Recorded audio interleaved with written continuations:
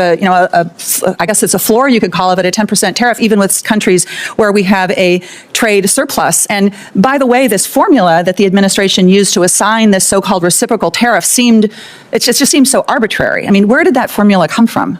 It's straightforward and it's common sense. It came from White House economists, and they proposed that looking at a country's trade deficit is a good approximation of the net effect of the unfairness of the higher tariff rates, the higher trade barriers, the unfair trade practices, the dumping, the subsidies, all of that. And that's how you can capture that. Well, so would you adapt that because it's based on 1 year, and of course, trade surpluses, deficits can vary quite a bit from year to year. Would your plan be to change it if you get new yearly data, and then that would suggest, I guess, that Senator Tina Smith of Minnesota pressed the Trump administration's top trade official with a simple but powerful question: where did that tariff formula come from? And behind that question is something far bigger: growing anxiety across the country about what many Americans are experiencing as an unpredictable and costly trade policy. If you value reporting that breaks this down clearly and without the spin, make sure you subscribe now. Senator Smith. Thank you, Senator Crapo, and welcome, Ambassador Greer. So it seems to me that President Trump has started a big trade war. And the war is with everyone on multiple fronts, with allies as well as adversaries. I think this is a little bit of what Senator Tillis was getting at. It feels really indiscriminate and chaotic. And apparently we're still just in the early days of this. And I just need to tell you that Minnesotans are freaked out. Farmers who are experiencing, you and I have talked about this, one of the worst farm economies in the last 25 years are looking at lower prices and higher input costs. Minnesotans who work on the Iron Range, which is the source of 80% of the iron ore that goes into American-made steel, they want fair trade. They want us to stand up to illegal steel dumping, but like 500 of them have been laid off because the demand for American cars has been slumping. I mean, I could go on in every sector. Consumers are freaked out. This looks like a giant sales tax to them. Retirement stock market plummeting, and it's very hard for people to understand what is going on here. So what I want to do is to get an understanding from you of what you see as the goals of this war that we're in, because at various times it's been described as goals to raise revenue, to stop fentanyl trafficking, close trade deficits. So is the goal here to raise revenue for the federal treasury? Senator, this is not a trade war. We have, most countries have said they're not going to retaliate. We have an underlying emergency. The goal of the trade deficit, where President Biden left us with a $1.2 trillion trade deficit, and the goal is to address that, and the offshoring that led to that, and the non-reciprocal treatment that led to that. That's the goal. Certainly there's a tariff revenue effect. If the countries do not do this, then they will be subject to the tariff, and we'll have a tariff on foreign goods instead of American-made goods. If the goal is to close trade deficits, then that would mean that the tariffs are a negotiating tool here. Is that right? Is that how you see it? So the or are you trying to use them to? Well, it can go both ways, Senator. So on the first, we've talked a lot about negotiations, because a lot of these countries, they have closed off markets to our exports in unfair ways. They've done it for decades, and nothing has persuaded them. Sitting down, talking nicely hasn't persuaded them. But if you were trying to, so I'm all for fair trade. And I'm all for the idea that if somebody is not trading fairly with us, if they're not giving us fair markets, then we need to have a strategy to go after that. But yet this is a blanket approach. It's an across the board approach, which is going to contribute to raising costs, and that's why it just feels, I think, so chaotic to people. Well, the trade deficit is a global issue. So you can't if you're trying to get the trade deficit, you can't just pick one or two countries and say, we're going to do this and become Swiss cheese like that. That would not be coherent. What's coherent has a global approach to what's a global issue, to take these countries, country by country, figure out how we can address our trade deficit with them and address trade market barriers with them. And that's the right approach. And that's what's happening. That's what the president's directed. But I mean, as Senator Warner was pointing out, we have I guess it's a floor, you could call it, a 10% tariff, even with countries where we have a trade surplus. And by the way, this formula that the administration used to assign this so-called reciprocal tariff it just seems so arbitrary. I mean, where did that formula come from? It's straightforward and it's common sense. It came from White House economists, and they proposed that looking at a country's trade deficit is a good approximation of the net effect of the unfairness of the higher tariff rates, the higher trade barriers, the unfair trade practices, the dumping, the subsidies, all of that. And that's how you can capture that. Well, so would you adapt that as, because it's based on 1 year, and of course, trade surpluses, deficits can vary quite a bit from year to year. Would your plan be to change it if you get new yearly data? And then that would suggest, I guess, that the tariffs would be in place for a long time. Well, we need to assess. Again, I think it becomes country by country. We have the baseline 10% to make sure there's no arbitraging of different jurisdictions.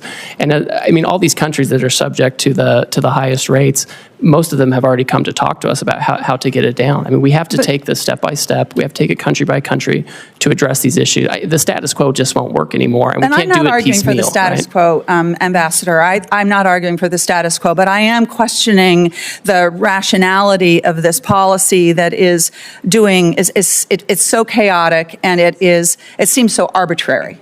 And it seems so internally inconsistent because, for example, if your goal is to onshore manufacturing, something that I think many of us on this side of the dais believe strongly that we need to be making things in this country again, but then that would suggest that these tariffs need to be in place for a very long time, because what capital wants is consistency and stability and predictability. Yet at the same time, the administration seems to be arguing that we would be, waiving some of these tariffs if we could somehow magically negotiate, 50 new trade agreements with 50 different countries. I know my time is up here. I wanted to ask you a question about trade adjustment assistance, which I will follow up as a question for the record. But again, I think that my constituents are freaking out here, and I understand why.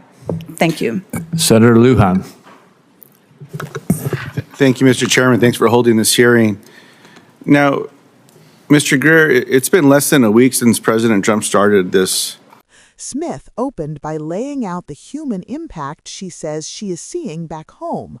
Farmers, already struggling through one of the worst agricultural economies in decades, are now facing lower prices and higher input costs.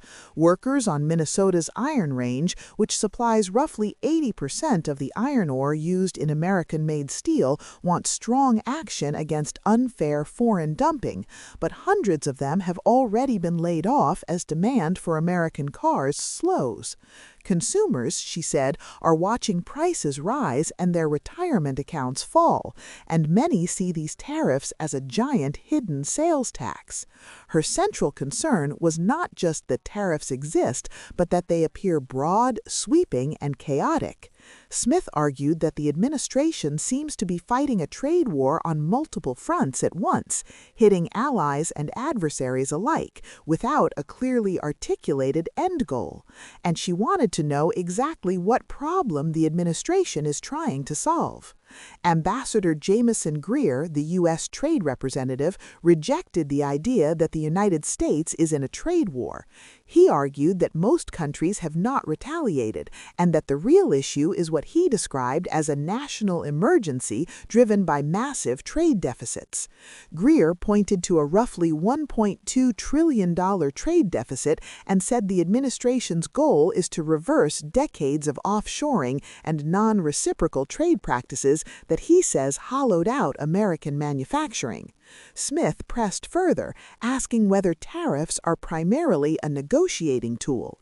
If the goal is to close trade deficits, she argued, then tariffs would logically be leverage to reach agreements, not permanent policy.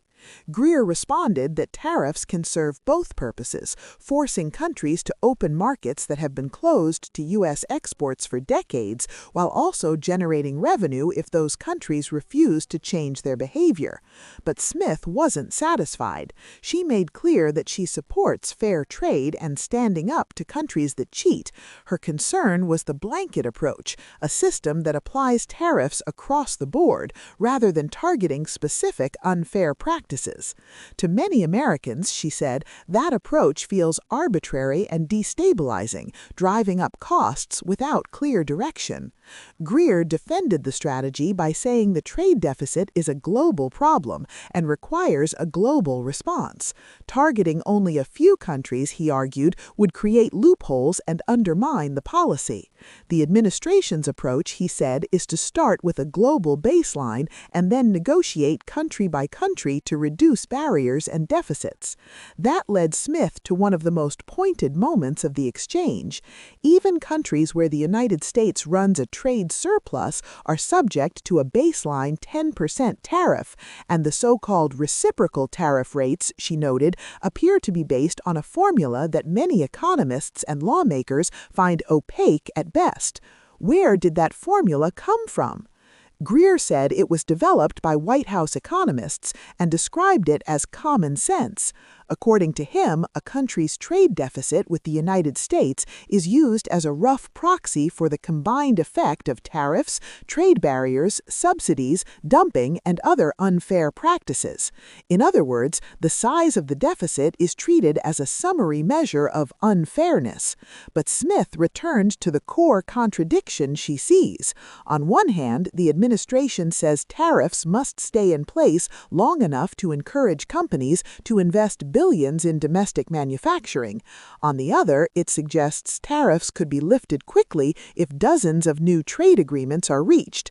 Capital investment, she argued, depends on stability and predictability, and right now businesses see neither.